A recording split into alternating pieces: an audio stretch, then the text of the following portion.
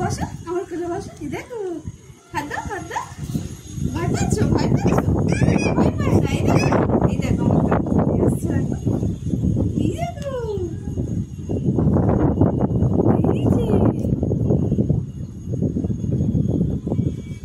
এই যে কি মিষ্টি লাগছে।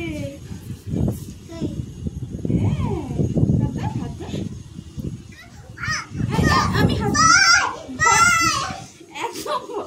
একদম ভয় নাই। দেখো আমার পাশে এসে বসেছে। দেখো কি সুন্দর মিষ্টি দেখেছ?